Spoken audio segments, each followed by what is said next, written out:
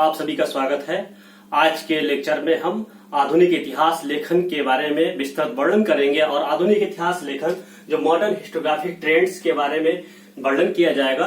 इसके संबंध में हम बता दें कि यूरोपीय इतिहास लेखन में एक आधुनिक इतिहास लेखन का दृष्टिकोण जब प्रारंभ होता है, उस आधुनिक इतिहास लेखन में विशेषकर 19वीं शताब्दी के दौर में हम देखते हैं कि लियोपोल्ड वॉन राके का इतिहास लेखन का दृष्टिकोण एक विस्तृत वर्णन मिलता है। इस दृष्टिकोण में यदि हम चर्चा करें कि जो वर्तमान परिप्रेक्ष्य में आधुनिक दृष्टिकोण में आज भी बहुत सारी विधियों का प्रयोग किया जा रहा है इतिहास लेखन में, वह विधियां अगर देखें तो वह लियोपोल्ड वॉन राके की ही देन है। और इससे पहले अगर थोड़ा चर्चा कर लिया जाए तो हम देख सकते हैं बार्थोल्ड नीबुर, जिन्होंने एक आधुनिक दृष्टिकोण में इतिहास लेखन की परंपरा प्रारंभ की थी और जिसको एक नया आयाम, नवीन दृष्टिकोण, जिसपे हम देख सकते हैं इतिहास में वस्तुनिष्ठता का प्रयोग, वैज्ञानिकता का प्रयोग, जो कि सैद्धांतिक और क्रिटिकल एनालिसिस के दृष्टिकोण में, विश्लेषण की पद्धति के दृष्टिकोण में देखा जाए तो हम मान सकते हैं लियोपोल्ड वॉन राके का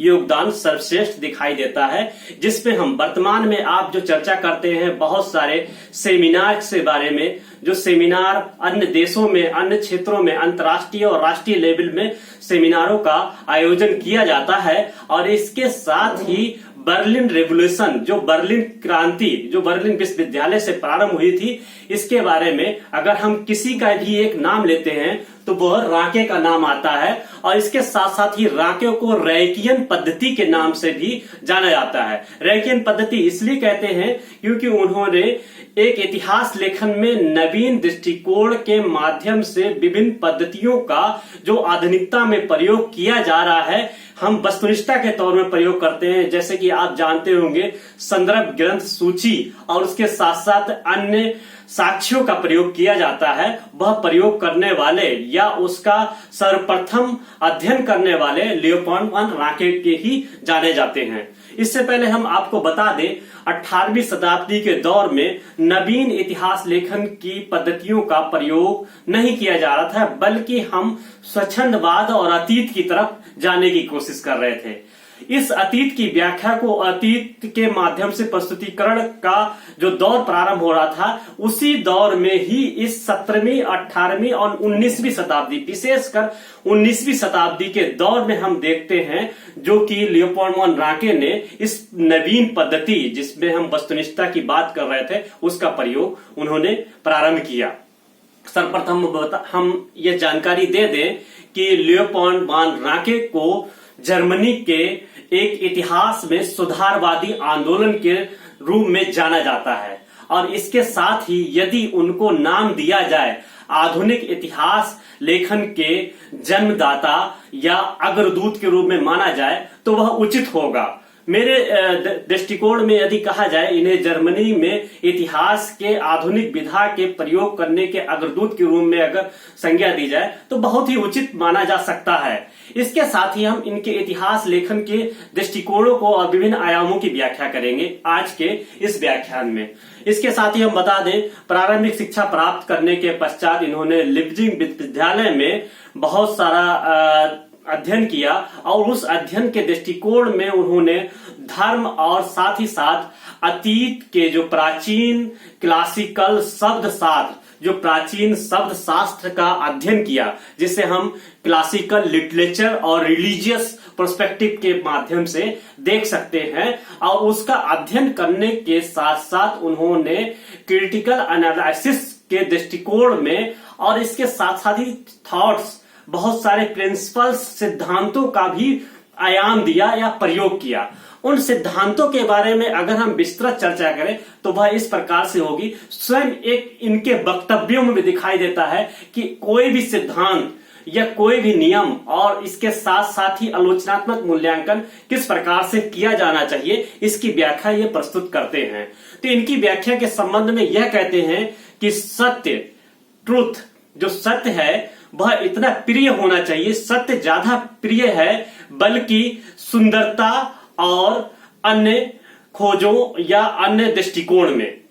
इन्होंने इस प्रकार से कहा कि मैं सत्यता को ज्यादा प्रिय मानूंगा बल्कि कल्पना और सुंदरता के बजाय। तो इसको हम इस प्रकार से देख सकते हैं कि कल्पना और सुंदरता या प्यार, इमोशंस, भाव ये ज्यादा प्रिय नहीं होंगे, बल्कि हम फैक्ट या सत्यता या वस्तुनिष्ठता को ज्यादा प्रिय मान सकते हैं। अब वह वस्तुनिष्ठता क्या हो सकती है, तो वस्तुनिष्ठता के लिए उन्होंने बताया हमें खोजें करनी चाहिए और उन खोजों के माध्यम से हमें इतिहास लिखना चाहिए। तो यहाँ पर दो तरह के दृष्टिकोण को देखते हैं कि सत्यता के करीब हम कैसे जा सकते हैं, और सत्यता के लिए हम देख सकते हैं वस्तुनिष्ठता का प्रयोग करना चाहिए, और वस्तुनिष्ठता का प्रयोग किस प्रकार से किया जाना चाहिए, इसके बारे में उन्होंने विस्तृत व्याख्या प्रस्तुत की।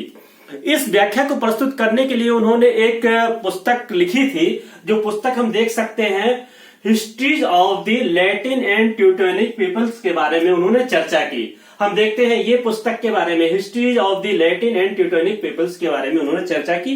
विशेषकर जर्मन के इतिहास के बारे में उन्होंने वर्णन किया था, लेकिन यह पुस्तक जर्मन के साथ साथ इन्होंने इतिहास दर्शन, जिसे हम कह सकते हैं इतिहास लेखन की यह पुस्तक मानी जा सकती है। इतिहास लेखन के बहुत सारे सिद्धांतों का इस पुस्तक में वर्णन किया गया था, और इन सिद्धांतों को अगर हम देखते हैं क्रमवार, तो वो क्या क्या सिद्धांत थे।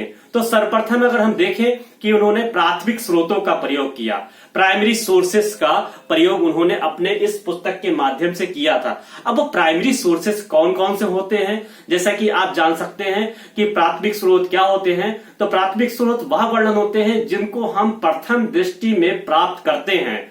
यह दृष्टिकोण, यह सिद्धांत उन्होंने इसलिए प्रस्तुत किया कि उन्होंने बहुत सारे ऐसा अध्ययन किया था, जैसे कि प्रारंभिक दौर में उन्होंने एक इतिहासकार गुरसाइडनी के बारे में वर्णन करते हैं। गुरसाइडनी के बारे में यह कहते हैं कि उनके ऊपर वह आरोप लगाते हैं कि उन्होंने प्राथमिक स्रोतों का वर्णन नहीं किया था, बल्कि दूसरे की पुस्तकों से बहुत सारे अध्ययन या आयामों को छापने का कार्य किया था, और उन दूसरे के अध्ययन आयामों को छापने का कार्य किया था, तो इसलिए उसको हम द्वितीयक स्रोत या हम द्वितीयक दृष्टिकोण के रूप में इतिहास मान सकते हैं। इन्होंने ये कहा था कि बहुत सारे ऐसे इतिहास लेखक होते हैं जो अक्सर दूसरे के इतिहास लेखन को चुरा लेते हैं या अध्ययन करते हैं। तो इसके लिए हमें यह ध्यान रखना पड़ेगा कि हमें प्राथमिक दृष्टिकोण में या प्राथमिक स्रोतों का वर्णन किया जाना चाहिए या प्राथमिक स्रोतों का प्रयोग किया जाना चाहिए। प्राथमिक स्रोत क्या हो सकते हैं या प्राइमरी सोर्सेस के रूप में हम क्या मान सकते हैं, तो इसके लिए अगर हम देखा जाए कि प्राइमरी सोर्सेस क्या हैं, तो प्राइमरी सोर्सेस के बारे में आपको पता ही होगा। प्राइमरी सोर्सेस, अगर हम प्राइमरी सोर्सेस के बारे में देखें तो बहुत सारी डायरी आती हैं, डायरी, संस्मरण, लेख, पत्र, किसी भी व्यक्ति के द्वारा लिखे गए पत्र, पत्रिकाएं, और इसके साथ साथ ही हम देख सकते हैं डिप्लोमेटिक हिस्ट्री, जो कि एक कूटनीतिक इतिहास जो राजनीतिक दृष्टिकोण में लिखा जाता है, किसी शासक के या राज्य के द्वारा या शासक के द्वारा, किसी किंग के द्वारा बहुत सारे कूटनीतिक इतिहास के बारे में वर्णन मिलता है, तो हमें उनका प्रयोग करना चाहिए। इसके साथ साथ ही हमें सरकारी दस्तावेजों का प्रयोग करना चाहिए, और बहुत सारे ऐसे इतिहास में ऑटोबायोग्राफी, जिसमें हमने संस्मरण के बारे में कहा था, ऑटोबायोग्राफी भी होनी चाहिए, और इसके साथ साथ ही पत्र, लेख, आलेख का वर्णन किया जाना चाहिए। इसके साथ ही उन्होंने यह भी कहा था कि बहुत सारे ऐसे कथनों का, जो थॉट्स होते हैं किसी भी इतिहासकार या दार्शनिक या राजा के द्वारा कहे गए वक्तव्य, जिसको हमें अपने इतिहास में प्राथमिक दृष्टिकोण में या प्राथमिक स्रोत के माध्यम से प्रयोग किया जाना चाहिए। इसके साथ ही उन्होंने कहा बहुत सारे प्रत्यक्षदर्शी या गवाहों, या हम कह सकते हैं जो मौखिक ओरल हिस्ट्री एक प्रकार से चली आ रही है, ओरल हिस्ट्री जो मौखिक इतिहास दृष्टिकोण है, उनके द्वारा जो प्रत्यक्ष रूप से यदि इतिहास का वर्णन मिलता है तो उनको भी प्रयोग किया जाना चाहिए, अगर उसकी प्रासंगिकता सही दिखाई देती है। अब इन प्राथमिक स्रोतों के वर्णन करने से पहले भी एक बात को उन्होंने ध्यान रखने के लिए कहा था कि कहीं भी कोई भी इतिहास में व्यक्ति या ह्यूमन व्यक्ति का व्यक्तित्व बहुत ही महत्वपूर्ण होता है।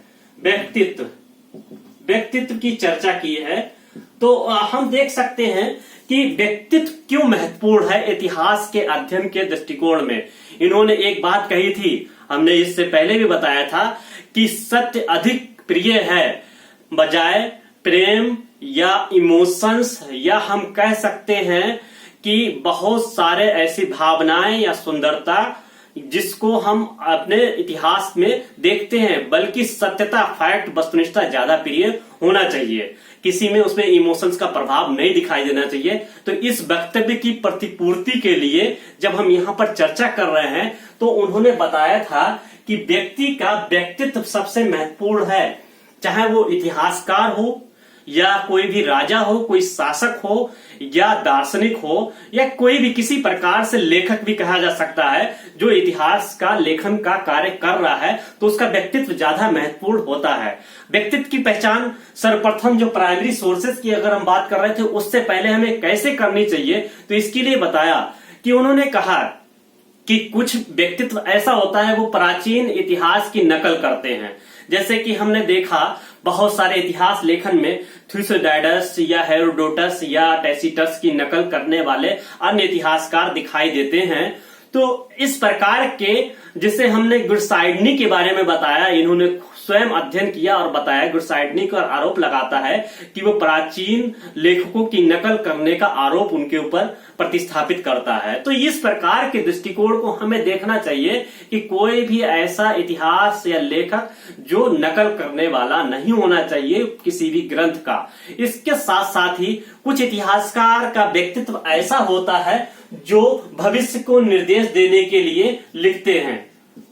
तो इस प्रकार से भी देखना चाहिए कि क्या वो भविष्य के निर्देश देने वाला इतिहासकार है क्या। तो इस भविष्य के निर्देशक प्रकार के लेखक या इतिहासकार के उसे वैचारिक दृष्टिकोण में भी देखना चाहिए कि वो भविष्य के लिए तो नहीं लिख रहा है। तो ये भी हमें उसके व्यक्तित्व के ऊपर निर्भर करता है, उस व्यक्तित्व की पहचान करनी चाहिए कि वह इतिहासकार या लेखक किस प्रकार से है। इसके साथ साथ हम देख सकते हैं बहुत सारे इतिहासकार अपने स्वयं का बचाव करते हैं अपने पुस्तकों को लिखते समय। वह अपने आप को अच्छाइयों के रूप में प्रस्तुत करते हैं, शासकों के अच्छाइयों के रूप में प्रस्तुत करते हैं, जिसे हम राजशाही या राजाओं के अंतर्गत लिखा गया इतिहास के बारे में भी देख सकते हैं, जिसे राजशाही इतिहास के रूप में माना जाता है। तो अपना स्वयं का बचाव करने का भी आरोप लगाया जा सकता है। कुछ इतिहासकार ऐसे होते हैं जो आक्रमण करते हैं, मतलब काउंटर एक्ट के रूप में हम देख सकते हैं किसी भी इतिहास लेखन में या पुस्तक लिखते समय वह किसी के बारे में प्रशंसा करने के बजाय बल्कि उसमें अपना आक्रमण स्वरूप या हम कह सकते हैं दोषारोपण प्रारंभ कर देते हैं। तो ऐसे इतिहास लेखक को भी देखना चाहिए कि वह दोषारोपण तो नहीं कर रहा है। इसके साथ ही हम देख सकते हैं कि तथ्यों को दर्ज करने वाला इतिहासकार सिर्फ फैक्ट ही लिख रहा है, तो हमें उसके व्यक्तित्व भी देखना चाहिए कि फैक्ट लिखने का ही कार्य कर रहा है, बल्कि उसको एक विपरीत दृष्टिकोण में हमें देखना चाहिए कि सामान्य रूप से उन फैक्टों को कहां से वो ला रहा है। फैक्ट का माध्यम वो प्राइमरी सोर्सेस है या सेकेंडरी सोर्सेस के रूप में देखा जाता है। इन दृष्टिकोण में उन्होंने व्यक्तित्व की जो चर्चा की, जो बहुत ही महत्वपूर्ण दृष्टिकोण माना जाता है कि यदि हम किसी इतिहासकार या किसी लेखक की पुस्तक पढ़ रहे हैं तो उस लेखक के बारे में, उसके वैचारिक आयाम के बारे में, उसके दृष्टिकोण को समझना आवश्यक है कि वो किस प्रकार का अपना आयाम प्रस्तुत कर रहा है या उसका एक थॉट्स या दृष्टिकोण किस प्रकार से है। तभी हम उससे प्रूव कर सकते हैं उन सिद्धांतों के अनुसार जो रैके के अनुसार या राके के अनुसार इतिहास लेखन का दृष्टिकोण दिखाई देता है। प्राइमरी सोर्सेस का किस प्रकार से प्रयोग किया जाना चाहिए इसके बारे में बताया। फिर इसके साथ ही उन्होंने एक नया आयाम प्रस्तुत किया, जबकि हमने बताया था कि रैकियन इतिहास लेखन या राके के इतिहास लेखन में इस सिद्धांतों को उन्होंने बहुत ही अन्य दृष्टिकोण में प्रस्तुत किया था। तो उन सिद्धांतों को में देख सकते हैं अतीत की व्याख्या किस प्रकार से की जानी चाहिए। अतीत की व्याख्या और इसके साथ साथ वर्तमान की व्याख्या,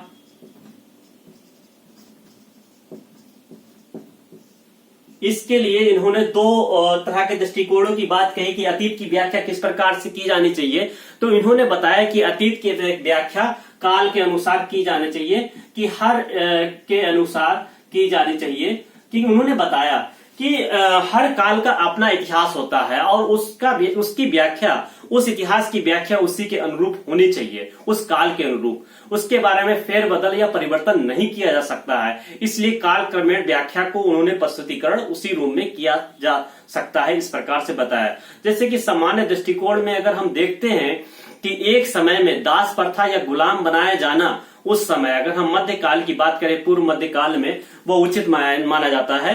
और सामंतवादी प्रथा एक समय एक काल के अनुसार उचित मानी जाती थी। लेकिन वर्तमान दृष्टिकोण में आज हम देखें 21वीं सदी के दौर में यदि उसको प्रतिस्थापित करें तो वह उचित नहीं है।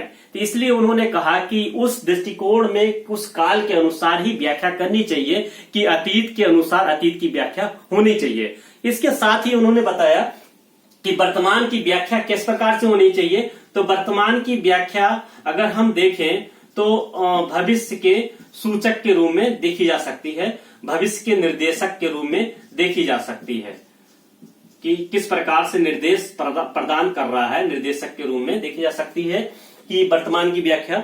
तो कुछ हद तक इन्होंने बताया कि जिस प्रकार से वर्तमान को हम देखते हैं भविष्य के अच्छा बनाने के संबंध में, उस प्रकार से हम अतीत की व्याख्या को भी उस प्रकार से देख सकते हैं कि अतीत में कोई वर्णन मिल रहा है तो कहीं ना कहीं वो उसी प्रकार से प्रस्तुतिकरण होना चाहिए कि वो वर्तमान भविष्य को सही करने के दृष्टिकोण में लिखा जा रहा होगा।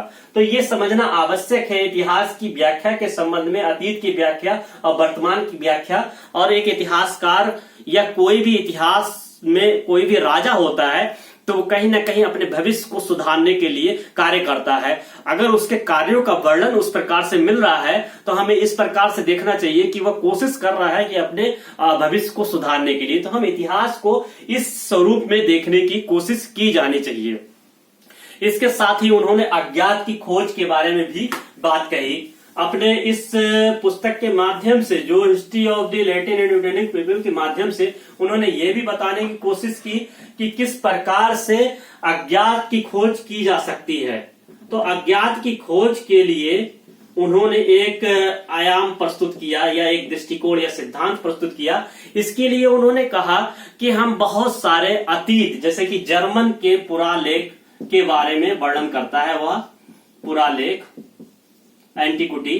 तो उन्होंने कहा है कि यदि हम अज्ञात की खोज करेंगे तो बहुत सारे ऐसे लेखों को अध्ययन करना पड़ेगा जो हम जर्मनी लिखने में या जर्मन के पुरालेखों के माध्यम से हम उसका वर्णन कर सकते हैं, जो कि प्राइमरी सोर्सेस के माध्यम से हो सकता है। और इन खोजों के लिए उन्होंने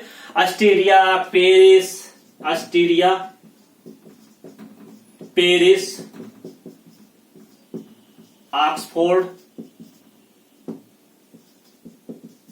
ऑक्सफोर्ड विश्वविद्यालय, यूरोप और अन्य देशों में हम देख सकते हैं, स्पेन, लंदन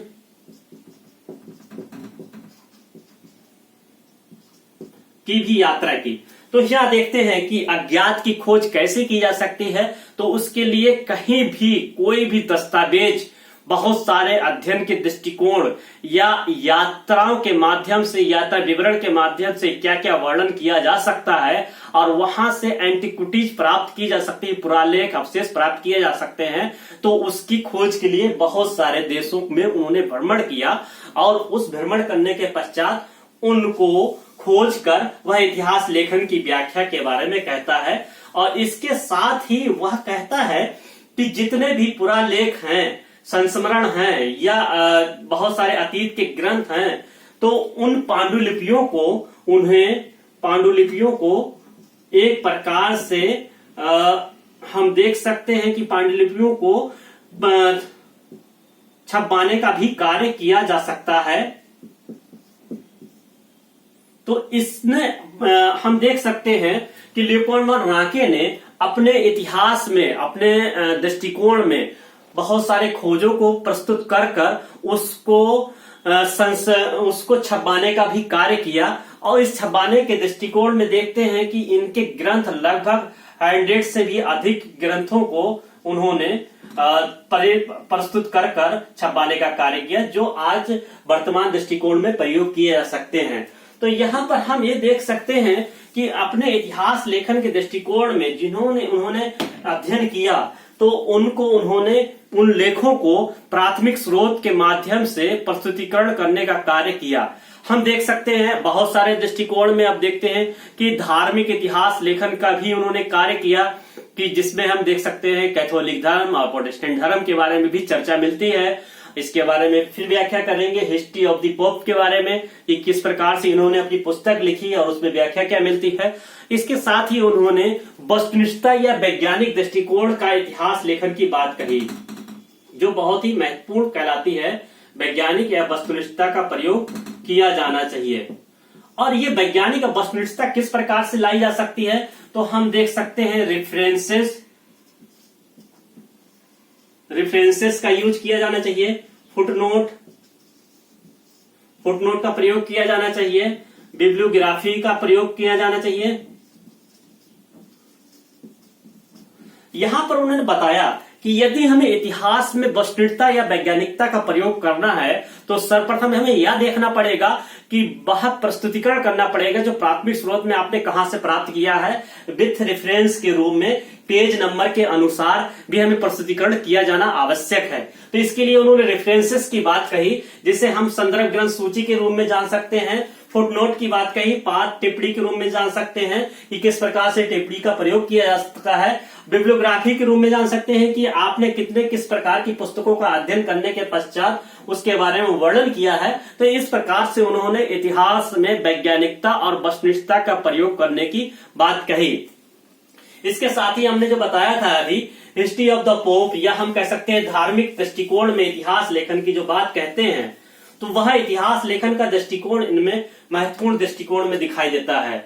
अगर हम देखते हैं कि धार्मिक, उन्होंने बताया कि धर्म एक प्रकार से इतिहास को एक गति प्रदान किया था। तो हमने इनके दृष्टिकोण में अगर चर्चा करें, कैथोलिक धर्म ही एक इतिहास है, इस प्रकार से उन्होंने बताया कैथोलिक धर्म ही एक इतिहास है, या इतिहास को उन्होंने गति प्रदान की।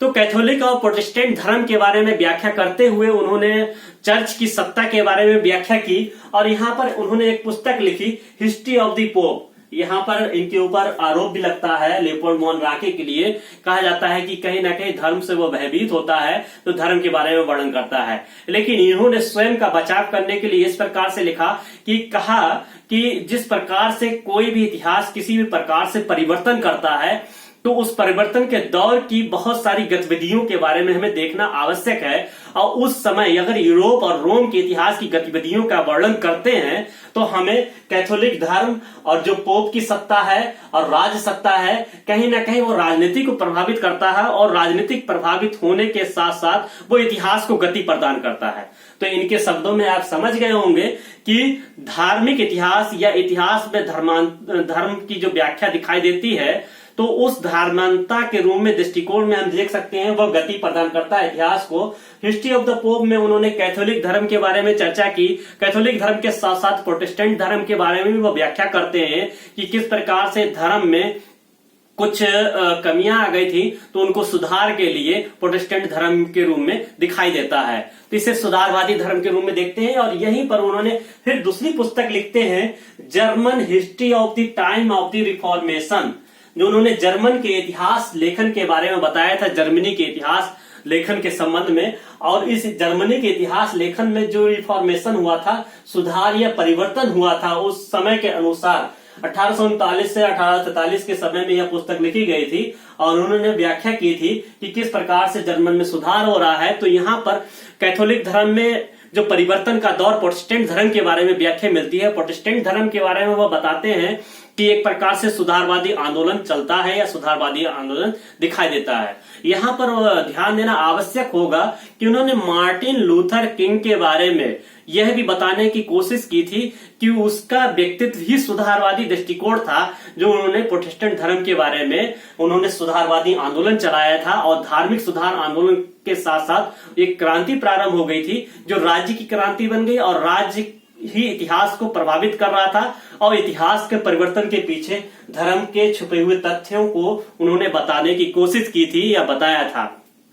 तो इस दृष्टिकोण में अगर हम देखते हैं कि इनकी एक व्याख्या जो दिखाई देती है कि प्राथमिक या प्राइमरी सोर्सेस का प्रयोग करना चाहिए, अतीत की व्याख्या अतीत के अनुसार की जानी चाहिए, वैज्ञानिक दृष्टिकोण अपनाना चाहिए, वर्तमान का दृष्टिकोण किस प्रकार से होना चाहिए, जो भविष्य सूचक दिखाई दे सकता है उसी प्रकार से अतीत में भी राजा उसी प्रकार से कार्य कर रहा होगा जो आज हम वर्तमान दृष्टिकोण में देख सकते हैं। अज्ञात की खोजों के लिए उन्होंने बहुत सारे भ्रमण किया, तो हमें अध्ययन करने के लिए या पांडुलिपियों को छपवाने के लिए, उनको देश के सामने प्रस्तुत करने के लिए बहुत सारे देशों में खोज करनी चाहिए, क्षेत्रीय खोजें करनी चाहिए, उसके पश्चात उनको छपाने का कार्य किया जाना चाहिए, जिसे हम या कोई भी इतिहासकार या भविष्य में जो आज हम प्रयोग कर रहे हैं वो उन्हीं का कार्य है जो उन्होंने प्रस्तुतिकरण किया था।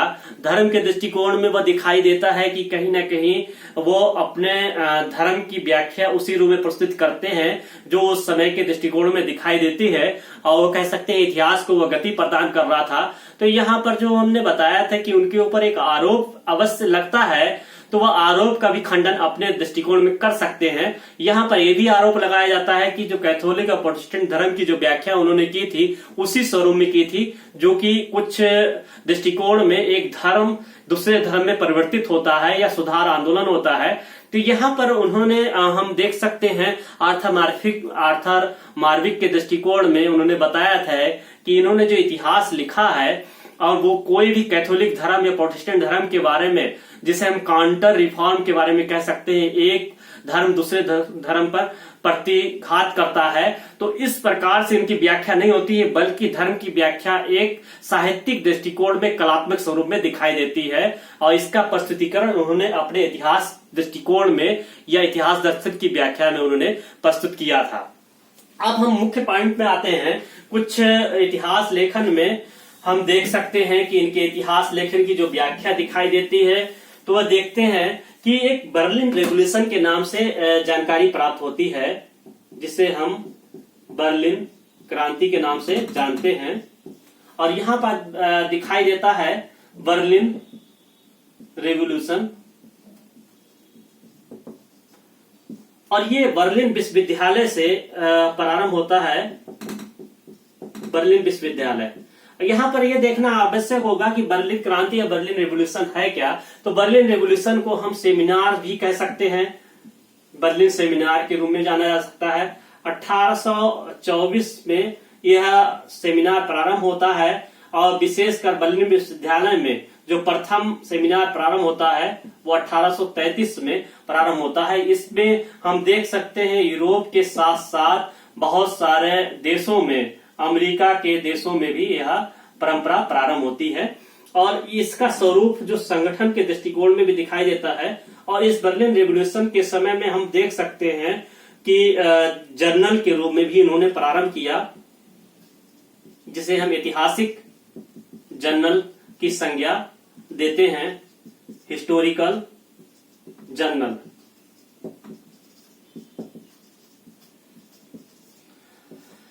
यहां पर हमने जो चर्चा की थी बर्लिन रेवोल्यूशन या बर्लिन क्रांति के बारे में, अक्सर पूछा जाता है कि बर्लिन रेवोल्यूशन क्या है, बर्लिन क्रांति के बारे में पूछा जाता है। तो एक प्रकार से हम यहाँ बता दें कि राके के इतिहास लेखन के दृष्टिकोण में जो भी सैद्धांतिक रूप से और कार्य के रूप में और थ्योरी के साथ साथ प्रैक्टिकल के रूप में उन्होंने जो प्रारंभ किया था वो एक प्रकार से बर्लिन विश्वविद्यालय से प्रारंभ हुआ था। और बर्लिन विश्वविद्यालय में जो संभाषणों के माध्यम से उन्होंने प्रारंभ किया था 1824 ईस्वी में, और ये बर्लिन विश्वविद्यालय में 1824 ईस्वी में बहुत सारे लेक्चर और भाषण के माध्यम से शुरू हुआ था। यह अपना कार्य बर्लिन विश्वविद्यालय में एक शिक्षक के रूप में कार्य कर रहे थे, तो उस शिक्षण के दौरान उन्होंने एक ऐसे संगठन बनाने की बात कही जो कि अन्य देशों में इतिहास के छात्रों के लिए और इतिहास के अध्ययनकर्ताओं के लिए महत्वपूर्ण हो।